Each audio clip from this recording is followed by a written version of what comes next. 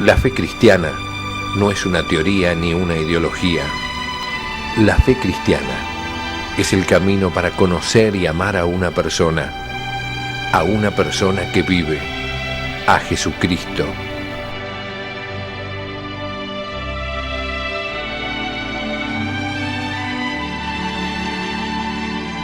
La fe cristiana, un curso del Instituto de Formación Teológica por Internet que quiere ayudarte a crecer en el amor a Jesús, nuestro Señor.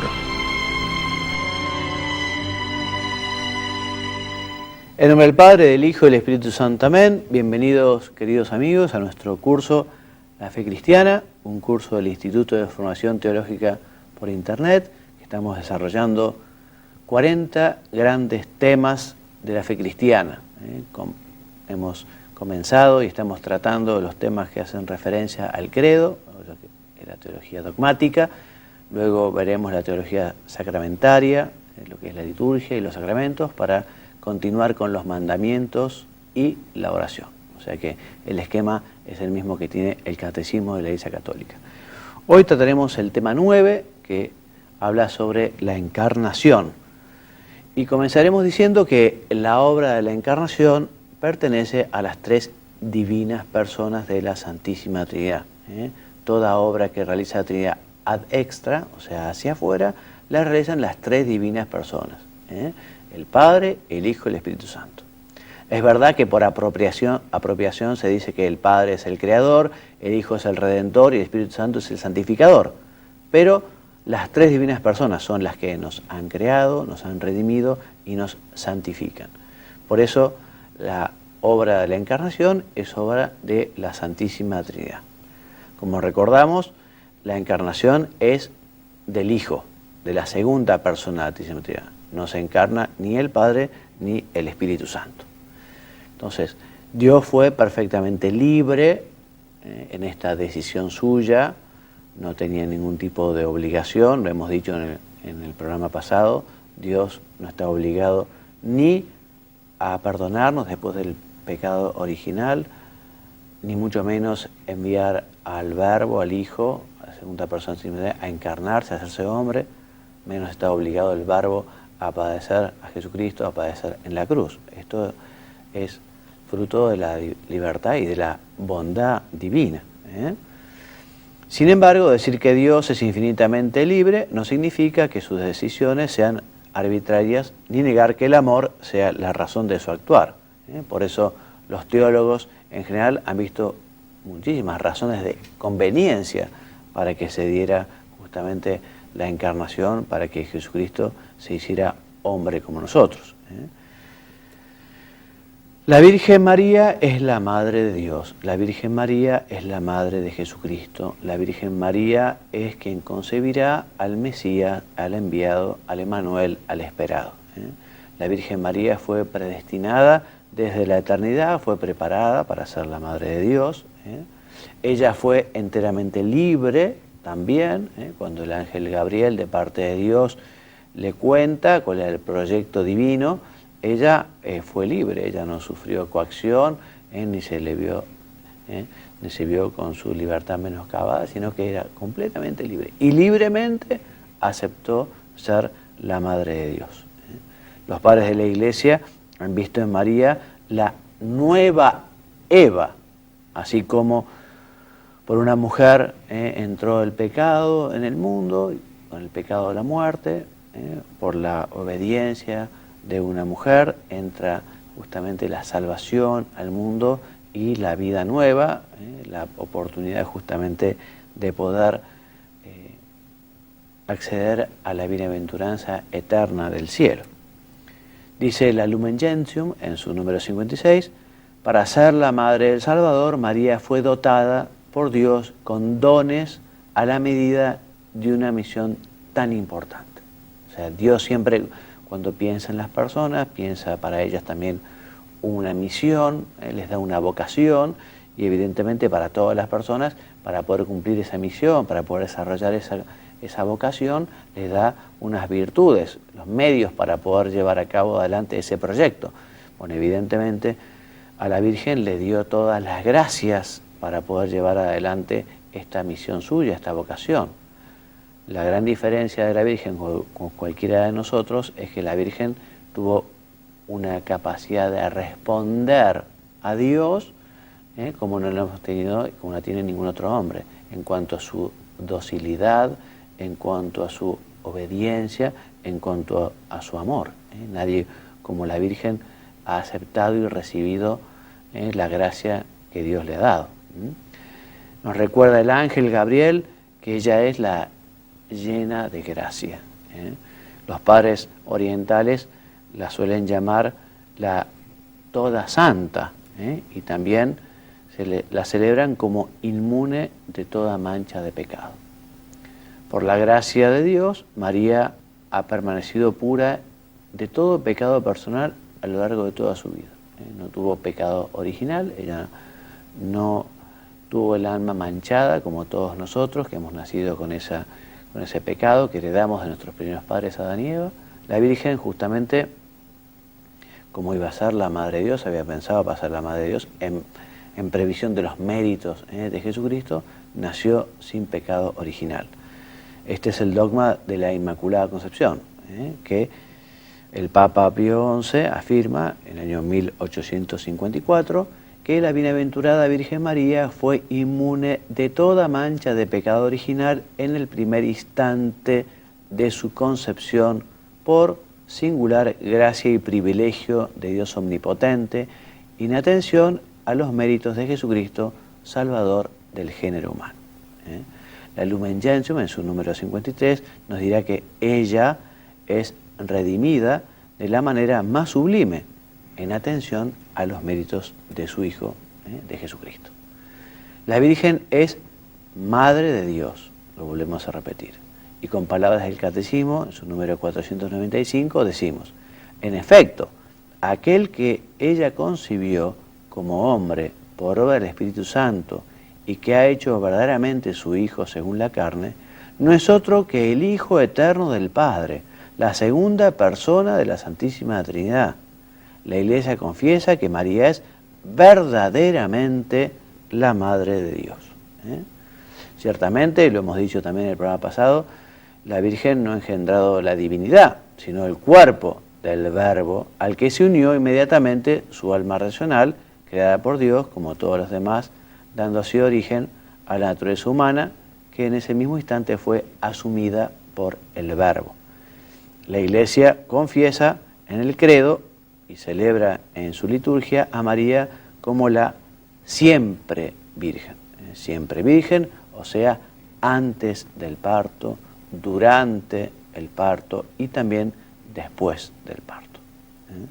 Desde el inicio, la Iglesia ha confesado que Jesús fue concebido en el seno de la Virgen María únicamente por poder del Espíritu Santo, por obra y gracia del Espíritu Santo. El Paráclito fue quien ha fecundado a la Virgen, él es el esposo de la Virgen María. Jesús fue concebido sin elemento humano, por obra de la tercera persona de la Santísima Trinidad. También la Virgen fue virgen en el parto, durante el parto, pues le dio a luz sin detrimento de su virginidad, como sin perder su virginidad como lo había concebido. También los padres de la Iglesia explican que así como un rayo atraviesa un cristal sin modificar en absoluto, de la misma manera, cuando llegó el tiempo oportuno, así el Hijo de María llega hasta nosotros, hasta los hombres, que viene de su seno al mundo, del seno de la Virgen al mundo, con un nacimiento admirable, milagroso, evidentemente, ¿no? En efecto, el nacimiento de Cristo, lejos de disminuir, consagró la integridad virginal de su madre, nos enseña la Lumen Gentium. Y también la Virgen fue virgen después del parto. La Virgen no tuvo otros hijos. Cuando se hablan de los hermanos de Jesús, lo sabemos, se habla de los parientes de Jesús, de los primos de Jesús, un lenguaje muy corriente en aquel tiempo y también antes, en el Antiguo Testamento vemos muchas referencias que se llaman hermanos cuando en realidad la relación es de primos o de tíos, sobrinos, parientes, así en general. San Basilio escribió: los amantes de Cristo no admiten escuchar que la Madre de Dios haya dejado de ser virgen en algún momento. Siempre virgen. También sabemos que la Virgen fue asunta al cielo. Celebramos la Asunción de la Virgen. La Asunción que es distinta de la Ascensión, porque la Ascensión es la que hace Cristo por su propio mérito, por su propio poder. En cambio, la Virgen no, es subida a los cielos. Por eso hablamos de la Asunción. La Virgen Inmaculada, preservada libre de toda mancha de pecado original, terminado el curso de su vida, así lo manifiesta el dogma, porque no dice que la Virgen se haya dormida o haya muerto, sino que terminado el curso de su vida en la tierra, fue llevada a la gloria del cielo y elevada al trono por el Señor como reina del universo, para ser conformada más plenamente a su Hijo, Señor de los señores y vencedor del pecado y la muerte. Y así la Asunción de la Santísima Virgen constituye una anticipación de la resurrección de los demás cristianos. La Virgen sube a los cielos y se convierte en nuestra abogada, y también ella intercede para que podamos alcanzar también nosotros la bienaventuranza eterna.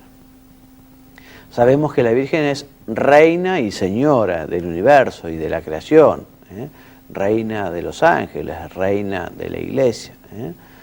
Y esta realeza de la Virgen se fundamenta en su maternidad divina y en su asociación a la obra de la redención.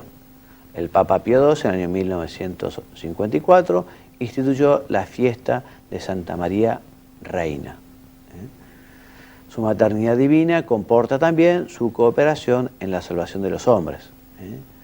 Y sabemos, María, hija de Adán, aceptando la palabra divina, fue hecha madre de Jesús, y abrazando la voluntad salvífica de Dios con generoso corazón y sin el impedimento de pecado alguno, se consagró totalmente a sí misma, cual esclava del Señor, a la persona y a la obra de su Hijo, sirviendo al misterio de la redención con Él y bajo Él por la gracia de Dios omnipotente.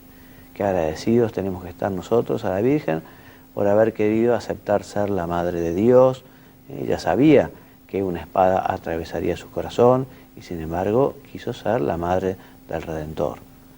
Qué agradecidos tenemos que estar también de que haya aceptado ser la Madre nuestra, cuando Jesús en la cruz se lo pidió. Qué importante que seamos agradecidos con la Virgen. De María nunquam satis, dicen los mariólogos, de María nunca diremos lo suficiente. Todo lo que agradezcamos, todo lo que recemos, todo lo que alabemos, todo lo que será poco, porque realmente la Madre de Dios ha hecho muchísimo por nosotros los hombres y por nuestra salvación. Con razón, pues, los santos padres estiman a María no como un mero instrumento pasivo, sino como una cooperadora a la salvación humana por la libre fe y obediencia. Esta cooperación se manifiesta también en su maternidad espiritual. María, nueva Eva, es verdaderamente Madre de los hombres en orden de la gracia, pues coopera al nacimiento, a la vida de la gracia y al desarrollo espiritual de los fieles. María colaboró realmente en esta obra singular de la salvación. La Virgen es la reina de los mártires también, porque nadie sufrió como ella. Jesucristo la quiso asociar particularmente a su obra de la salvación, quiso que estuviese allí presente al pie de la cruz, para consolarlo, pero también para con su sufrimiento y con su amor cooperar en la obra de la redención. María es mediadora o medianera, y su mediación materna, subordinada siempre a la única mediación de Cristo, comenzó con el fiat, con el hágase de la Anunciación, y perdura en el cielo, ya que con su asunción a los cielos no abandonó su misión salvadora. Ella continúa intercediendo por los hombres, continúa ayudando a los hombres. Es muy cierta aquella bendita oración del acordaos de San Bernardo, que dice que jamás se ha oído decir que ninguno de los que haya acudido a su protección haya sido desamparado. A la Virgen también la invoca la Iglesia como nuestra abogada, nuestra auxiliadora, nuestro socorro, nuestra mediadora. María es tipo y modelo de la Iglesia. La Iglesia debe parecerse a la Virgen María. La Virgen María es el modelo de la Iglesia.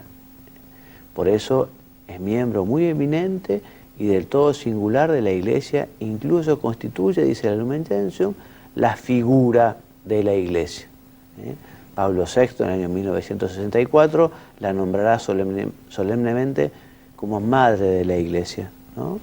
Y el Papa Juan Pablo II incluirá como letanía lauretana en el rosario justamente la Virgen como madre de la Iglesia, para que la recordemos con frecuencia y le agradezcamos todo su amor y toda su dedicación. La Santísima Virgen es honrada con razón por la Iglesia con un culto especial. No es un culto de adoración, porque evidentemente solo adoramos a Dios, pero este culto, que se llama de hiperdulía, es una devoción que es mucho más importante que la que le debemos a los santos. La devoción a los santos se llama el culto de dulía, ¿no? Y el de la Virgen, que es más importante, se llama hiperdulía.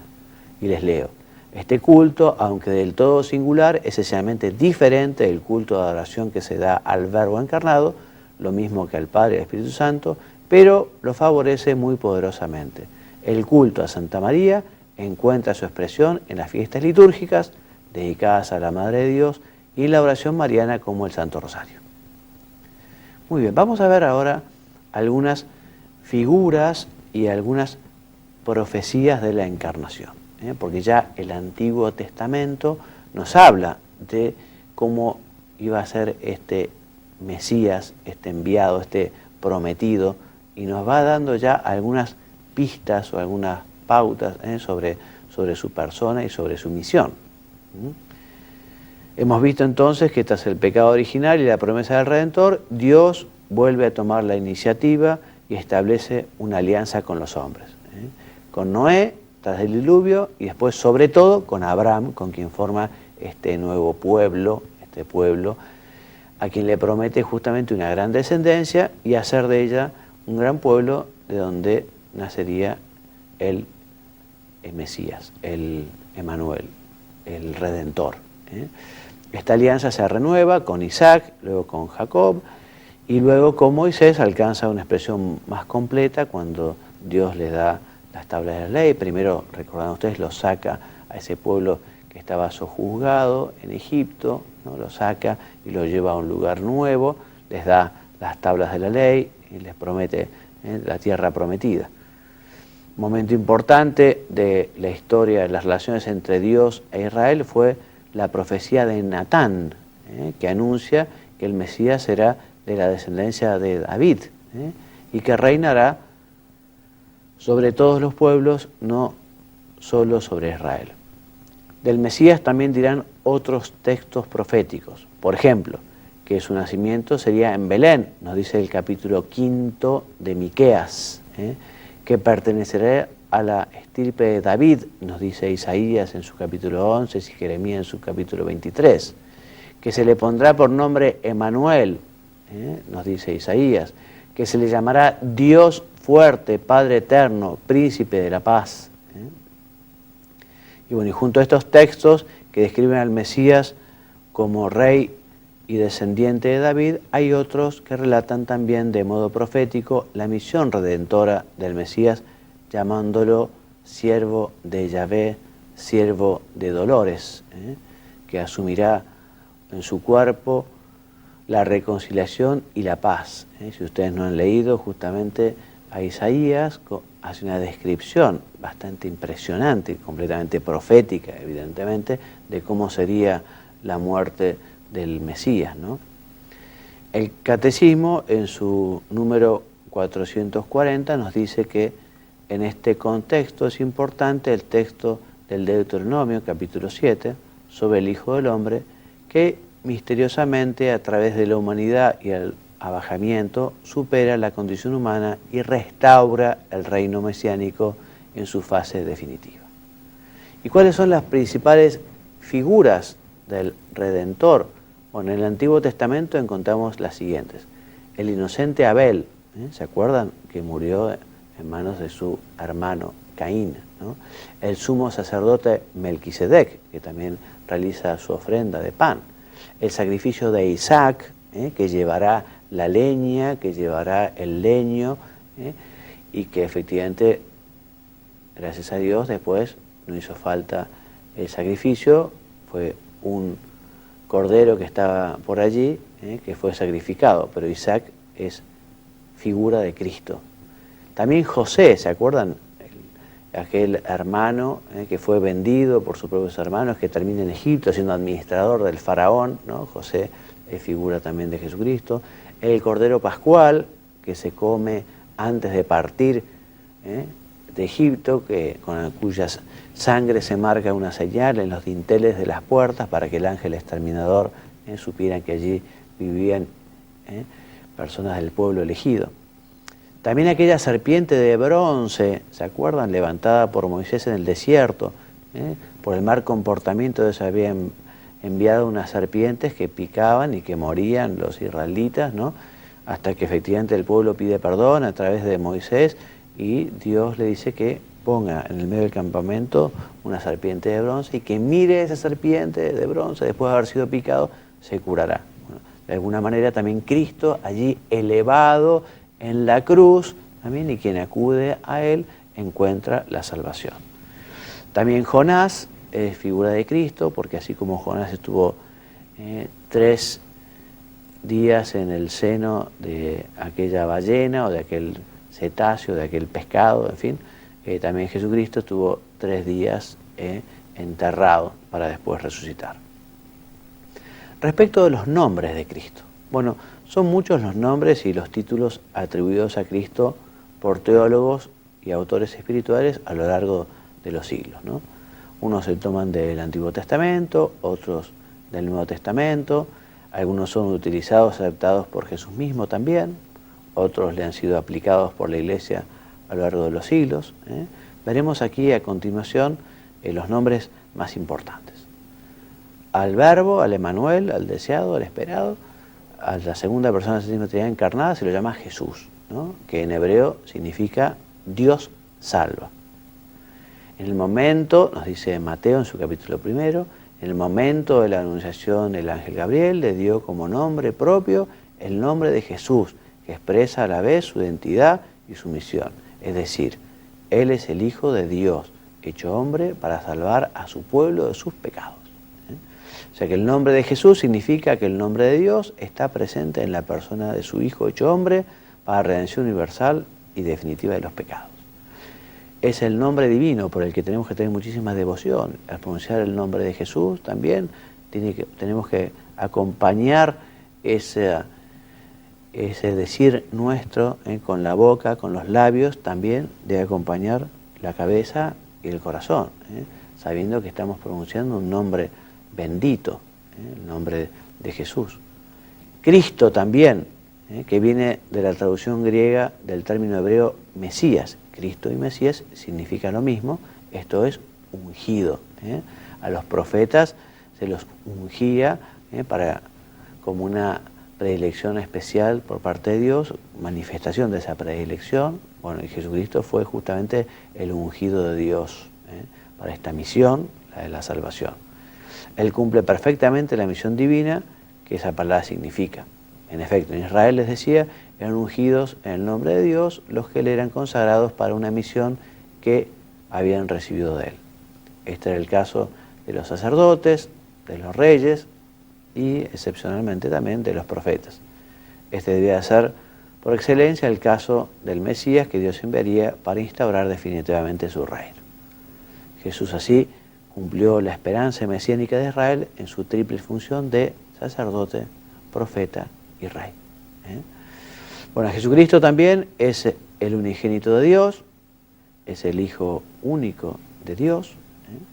Esta afiliación de Jesús respecto a su Padre no es como nuestra afiliación adoptiva, es diversa. De hecho, Jesucristo, cuando habla de mi Padre, diferencia mi Padre de vuestro Padre, porque esa filiación es diversa. Él es el Hijo único del Padre, el mismo Él mismo es Dios. Y para ser cristiano es necesario creer que Jesucristo es el Hijo de Dios. No se puede ser cristiano sin aceptar a Jesucristo como Dios verdadero. Muy bien, los evangelios narran en dos momentos solemnes el bautismo y la transfiguración de Cristo. ¿Se acordaron ustedes? Cómo se escucha la voz del Padre, que habla de su Hijo amado. También en el momento de la ascensión del Señor a los cielos, ¿no? Que Jesucristo los envía a los apóstoles, ¿no? Y los envía a predicar y a bautizar en el nombre del Padre y del Hijo y del Espíritu Santo, ¿no? Jesús se designa a sí mismo como el Hijo único de Dios y afirma mediante este título su preexistencia eterna. También se lo llama Señor. En la traducción griega de los libros del Antiguo Testamento, el nombre inefable con el cual Dios se revela a Moisés. Señor, Kyrios, es traducido del hebreo. Bueno, vamos a dejar aquí para continuar con este tema el próximo programa. Ya se nos ha ido el tiempo y continuaremos entonces la próxima vez hablando de los nombres del Señor. También hablaremos de Cristo como único mediador y perfecto entre Dios y los hombres. También hablaremos de Jesucristo, de su realeza. Muy bien. Me despido entonces enviándoles bendición, y Dios los bendiga y los haga muy santos, y Dios mediante nos veremos en el próximo programa. Muchas gracias.